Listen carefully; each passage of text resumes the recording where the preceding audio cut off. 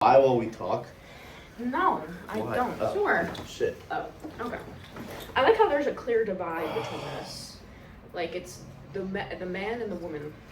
Okay, so we're gonna start off by talking about. Hold on, I feel like we should have a more like secure start. Like, Okay, Like, are we all ready? Or are you ready? are you ready? I've been Should we fucking like ready. start by introducing ourselves? I feel Yeah. like he knows. us. Yes. Are you ready? It's a podcast. Okay. 3, 2, 1. Hi, I'm Amber. I'm Corey. And I'm Diego, and this is our final for CJ 109. Take it off, Amber. So today we're gonna be talking about roles that media play in law enforcement. So we're gonna be talking about how media influences the public's perspective. So a main idea that I think is media kind of decides what the public sees. These news outlets pick topics that they find interesting, like for example, shootings and whatnot, and kind of like downplay other situations and highlight those more, so those other situations don't get looked at by the public because they're not as highlighted as much as these other situations that are like shootings and whatnot. And then also like wording and the way they like portray it, using like a dramatic tone and whatnot to make it seem more like more of a dramatic than like mourning, like a sad thing, right? Like oh, there was a shooting, rather than like the way they say it, it's just like dramatic, Very entertainment. yeah. It's not like we feel sorry. It's more like we're here to entertain you. Sure. Yeah. And then viral videos. I feel like there's something that we see a lot more, especially now because of like how popular social media is, like TikTok, Instagram, Facebook. The fact that news outlets have those social medias, so it's not just like on TV. Yeah, It's it's like you anybody see can them like see everywhere. it. Yeah. And like those like 30-second clips are like blown up, and like people are analyzing these, and no one knows the backstory. It's just like that 30-second clip, and everyone just like kind of like makes their perspective from that. And an example that I can think about, a more recent example, is the George Floyd case. We saw a 35-second clip from one person, and it was a single, like that one angle, and we saw one video, and that video caused such a big movement within the United States, and we didn't know the background, we didn't know anything. It was just that one clip, and that just shows like how much media and like social media can like really change how people see law enforcement. Something I saw recently too was a lady finding that ex-police officer like in the streets, and like she just records. She goes up to him and records him. Yeah, I saw that too.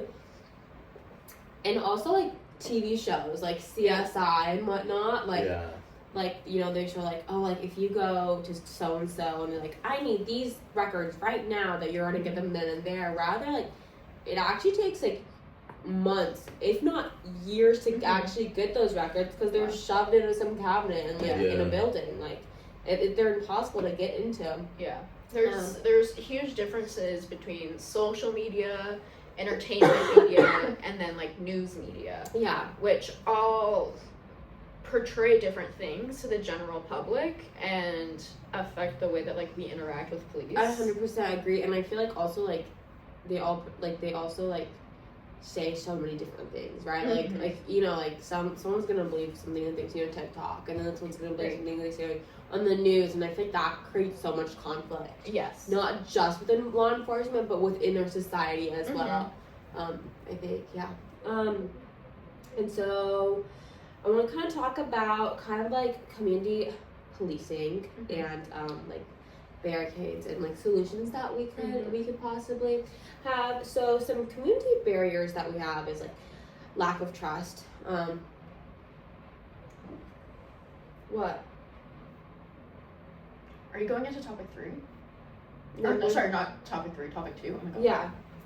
Don't want me to? No, we just do topic 1. Oh, okay. You're good. You're Sorry. good. No, you're good. We just do topic 1 right now. Okay, Of okay, like okay. that first part, and then the second video is gonna be topic Okay. 2, and this is third video. Okay. We can cut all that out. You can cut all that out. Okay. Where were you? Sorry. I guess they talk more about like TV shows. I can get into that because So we're barely at 5 minutes. okay. So why don't you get back into place? Right. I can get more into like the TV show side of things, Okay. and because that's a lot of what I looked into was the different types of media, Okay. entertainment media, social media. So I think that each one of those things kind of has a little bit of a Wait, so you're starting back up again? Yeah. Okay. So I think that like each one of those things kind of has like a different perception in the public. News media can be seen as like very correct, very Mhm. objective. Mm-hmm. People tend to just kind of believe it right off the bat. And then there's like entertainment media, which is a lot more scripted. Yes. You know, that includes things like true crime podcasts Mhm. or TV shows or TikTok news, TikTok news. I think that would fall more into like the social media. I No? guess. But there are like people that like Like News do- Daddy. Yeah. Right. There's yeah. that one guy that actually like kind of follows through cases Yeah. that Right. happened like well, like that one girl, recently. she has like a whiteboard and she like writes like Whoa. cases down and whatnot, Oh. like breaks it down. Yeah. I haven't seen I her, haven't- but I haven't I've seen News Daddy. I think that's his TikTok. That's And crazy. like he'll go into like daily like Mhm. things Yeah. that happen on the daily basis in the US Yeah. or anywhere else, to be fair. But I also feel like you were saying like news outlets, people like want to believe that that's Mhm. real because or like they're true and like whatnot because I feel like that's what it's been for like generations Right. and whatnot and like but like there's so much more that there's so much out Yeah. there. And it's something that I think people forget about a lot is that news outlets can still get things wrong. They Yes. can still spread misinformation. Yeah. A lot of times it's due to them trying to get the newest, quickest story Mhm. as fast as possible, and so then they take any information that they can find and don't put a lot of effort into making sure that it's accurate or true. I know stuff like that was happening during the George Floyd case, Yeah. where a lot of different news outlets were reporting different things all at the same time. Because people were like sending them stuff like yeah. I know Yeah. George Floyd personally and this da, da, da, da. Mhm. And it's like but like how but like also like when do you draw the line? Like when are you supposed to know Right. like this is real, this is fake? Right. Like certain outlets were Yeah. saying, this is who George Floyd was. Yeah. Others were saying, this is who he was. And then others were talking about the police officers involved. Yeah. And kind of spinning all these different narratives that, you know, generally when we think of news media, or at least when I think of news media, I think of them as a very, like, informative, Yeah. you know, source. Like, oh, you're watching the news. Like it's like the weather. Like Yeah. it's something they're like facts that you can't just- change. You And, just like, want to believe it. yeah. Yeah. But even that can be incorrect and Yeah. spread wrong information that could really greatly affect how the community sees law enforcement. But also like how the community sees each other as well. Yeah, Yeah. absolutely, yeah. It can really change, and how law enforcement sees the community. Yeah, 100%. It's a huge cycle, and I think that in the rise of social media and entertainment media, all that has gotten even worse. Mhm. You know, something that we see with social media is how quickly information reaches the entire world now. Yeah. When Yeah. it didn't used to be that way, and there can be like really good parts of that, and then Mhm. also not so great parts of that. Yeah, I agree with that. Yeah, because like before, like in like the olden days, just, like when something happened on like the East Coast, the Mhm. West Coast wouldn't hear it until like 4 months later. Right. Yeah, a few months. And later. now it's like not even like 4 seconds later. Right, And I feel like that could like really like cause a lot of conflict. right. It's Yeah. kind of like with the move bombing. Yeah. How information yeah. about that, news about that, wasn't able to spread quickly, and I think because of that, it was kind of forgotten. Yeah. It was Yeah, part of not this, a like, lot of people Information is know not about it. forgotten as much now because Right. of how fast it's spread. Right. But then also the fast spread could mean even more misinformation. Yes. Yeah. And you know, there are a lot of people who will cite like Twitter as their source Yeah. when that kind of stuff isn't as reliable. Or especially with like AI too now. Yep. like making up fake. Like I saw that. I was actually reading about this. It's like not a popular news outlet in like Pakistan or something, and they were using like AI to make like false reports to like report about. Yeah. Oh yeah. I mean, also even if you look something on TikTok now, the first thing that comes, or not TikTok, on like the Google. web or like Right. Safari or Google, like the first thing is like Gemini AI Right. or like Yeah. AI generated. So Yeah. it's also pretty hard to like Find a source without AI. find a source. And most that- of those generative responses are drawn from just different places of the internet, and then it's Yeah. like compiled into one. Yeah. It'll take information. You'll look at the sources, and it'll be like, oh, they brought it up in this TikTok or this Reddit post, Mhm. and none of it's as reliable as No, it it should be. isn't. Because it's like people sharing your opinions Yeah. basically on it. Yeah. Yeah. Then there's this other side of things that when we think about like law enforcement and social media, that I think often gets overlooked is law enforcement having social media. Yes. You know, you can go. Bellingham Police Department has a Facebook page. They have, you know, like all this So stuff. a lot of police departments have TikToks Yeah. now. And I think there can be some actually really beneficial aspects to this. 100%. Because it can kind of be a way to like more directly relate to like their community and like get into contact with their But it community. could also make like a community think that they're not taking their jobs seriously. Exactly. Yeah. Yeah, like there's this example that I have that is like, I think Pierce County, I think it's somewhere in the East Coast, and it's a patrol officer, and he usually get people for speeding with like fast cars or like doing something stupid like donuts or something. Right.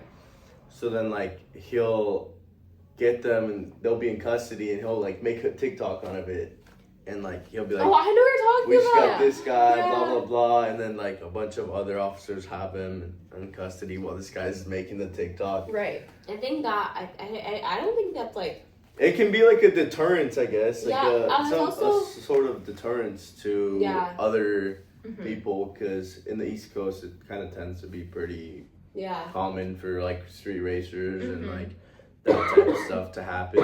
So But then I think it could also start to impeach on someone's right to Yeah, that's like exactly what I was thinking. an unbiased, what is it, an impartial Jury, jury. yeah. Because like if a police officer is filming arresting you and then posting it on TikTok, and then now you're Everyone's gonna see it. Yeah. It's just gonna blow up. and then people Yeah. on the jury are gonna be like, well, I saw that. And how are you gonna know that like that jury member didn't see the video? Right. I was recently, not recently, this is a while ago actually, a law enforcement officer from Seattle was made a TikTok Mhm. about like how like, you know, oh, I could speed because I'm a law enforcement officer and I have these lights and da da da. And it's a great example because by making that video, it actually showed what kind of person she was, and she got fired from her job Right. because of it. Yeah. It can really like expose Yeah.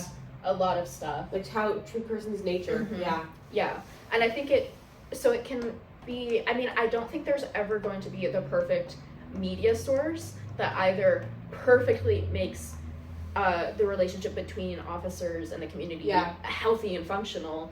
Right. It all has to do with portrayal. And But also like people are gonna believe what they want to believe. yeah, And then exactly.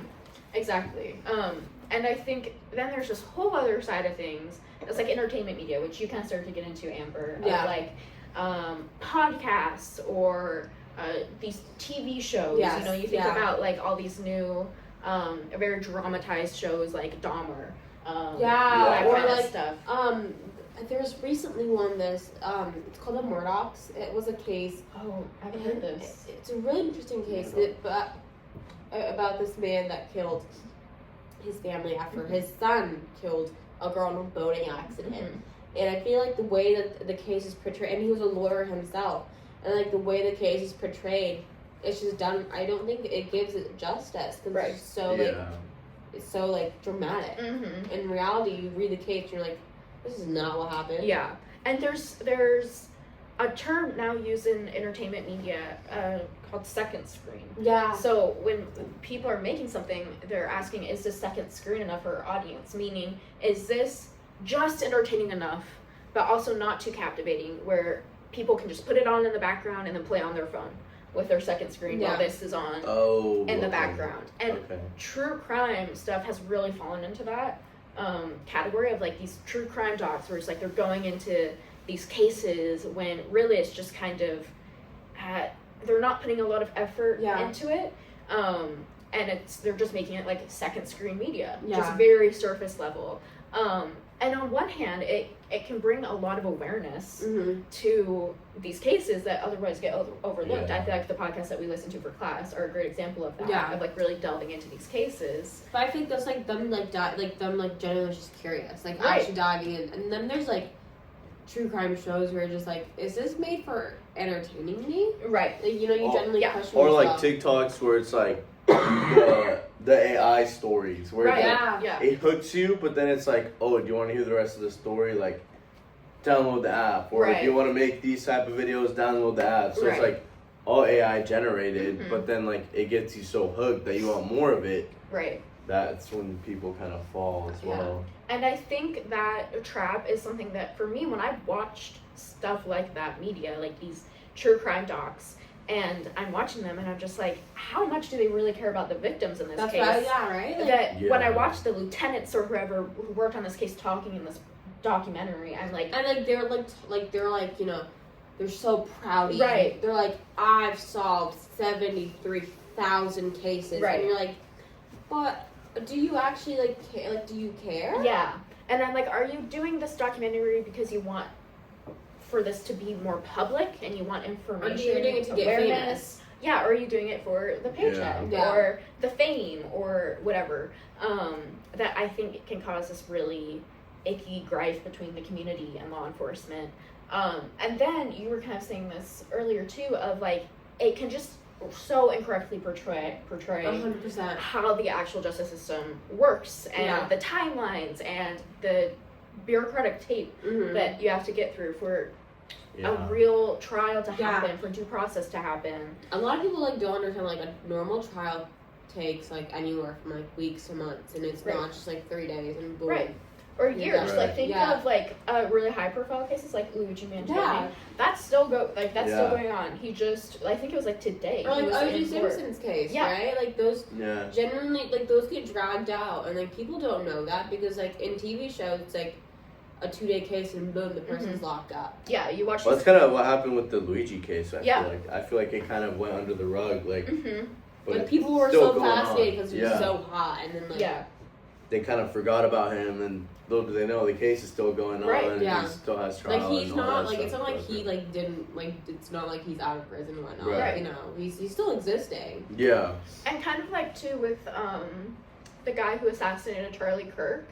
A lot of people Don't even know who killed. Like a lot of people No. don't even know. they don't even know like what's happened. They're like, is this guy in jail? Is Yeah. there going to be a trial? What's happening? And so it's stuff like that where I think a lot of people, because of these like episodic soap opera Yeah.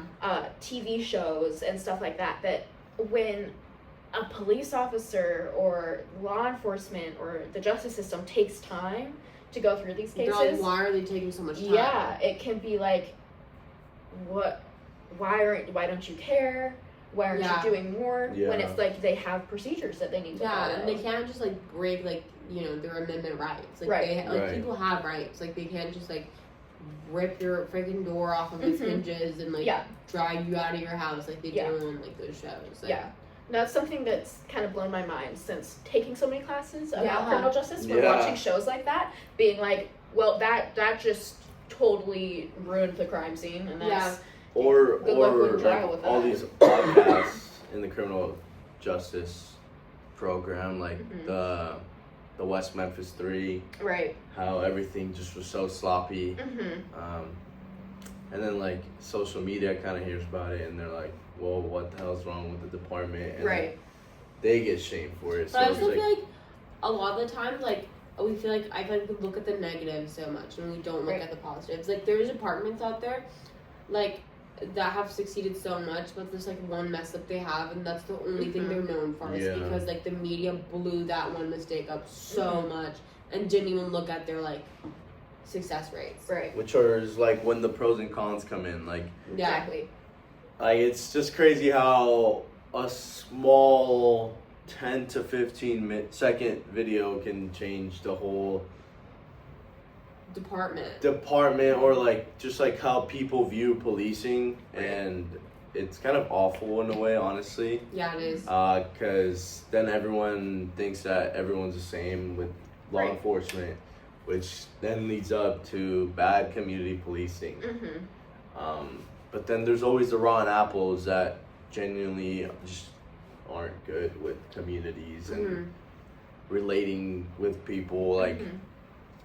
But especially with social media, it's just like how fast it portrays a case or an officer in general, and then they get a whole bunch of like shame for it.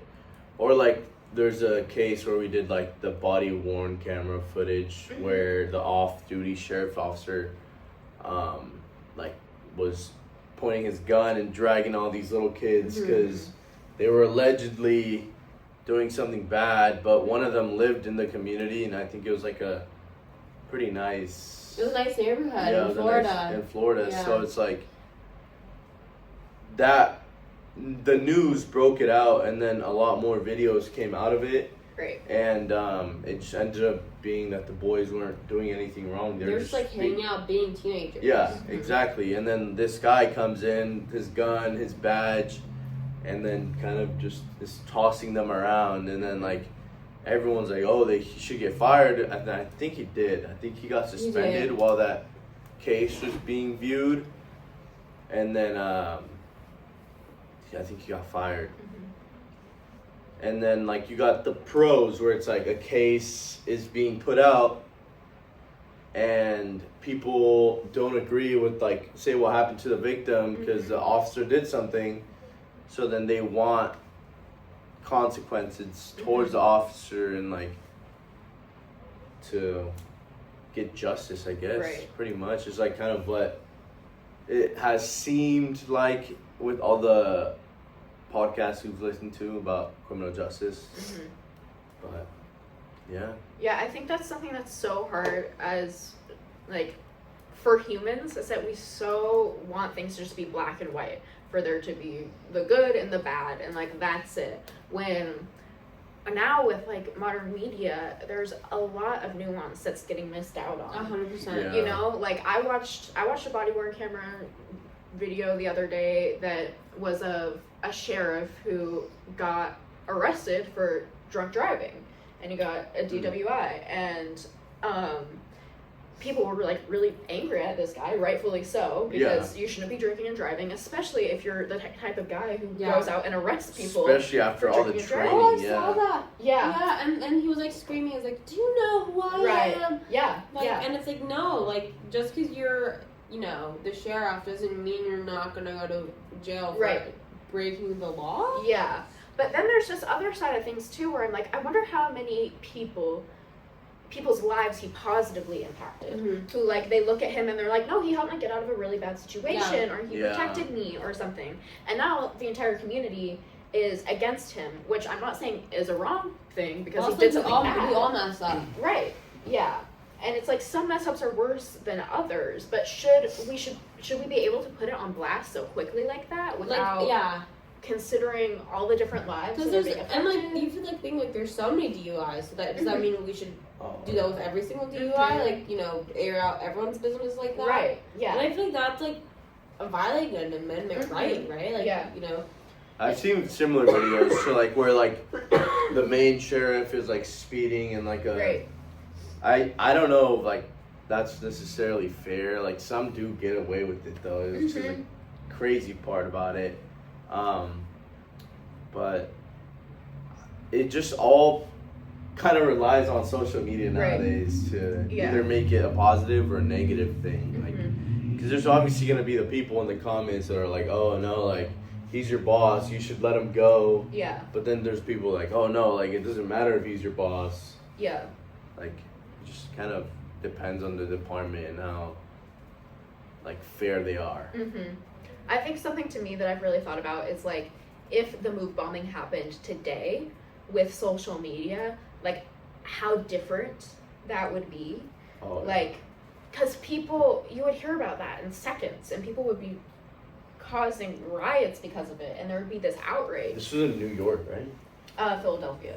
Okay.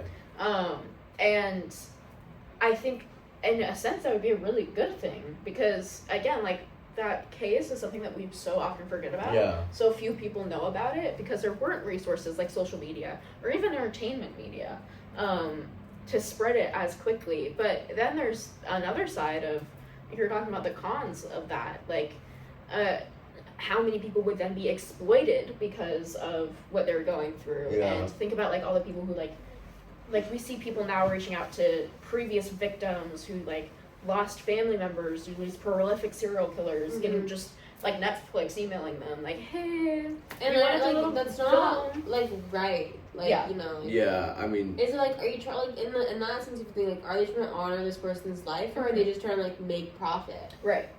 and I feel like with the move bombing and then like what's going on with like Gaza and Palestine, like I feel like it kind of would be a similar type Right. of thing. Yeah. Yeah. Because like that whole thing blew up. Like you heard about it like in seconds, and Yeah. which is great. I mean, like obviously there's a lot of stuff going on in the Mhm. world right now that is not good, but I feel like no one's, like, talking about it now. yeah. Yeah.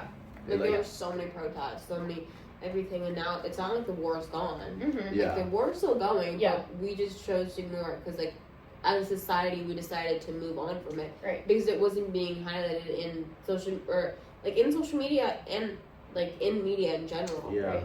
I think it's really interesting the things that like we as a society choose to just drop because it's no longer interesting, versus the things that we keep coming back to. Yeah. Like again, these Yeah. prolific serial killers, like Ted Bundy. Everybody knows Ted Bundy. Well, I mean, it's because I feel like a big thing is because all these things are on like Netflix, big streaming services, where it's like you kind of want your bang for your buck, Right. So you're gonna like watch anything and everything that like catches your eye, Mhm. and like that's kind of the whole point of like what they do.